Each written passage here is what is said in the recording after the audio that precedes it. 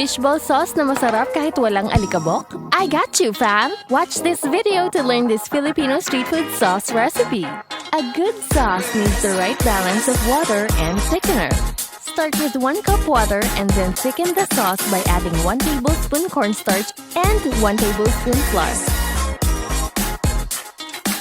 Now let's add flavor to this sauce. Add 3/4 tablespoon salt to enhance the flavor. Now add 1 tablespoon vinegar to add acidity and sourness. Add 3 tablespoon brown sugar to add sweetness.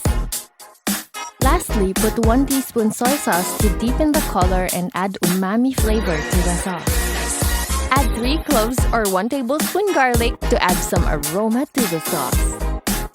You can get creative with your sauce by experimenting with your seasoning. You can add chilies to make it spicy too. All you have to do now is to boil the mixture over medium heat. Stir continuously to avoid clumping.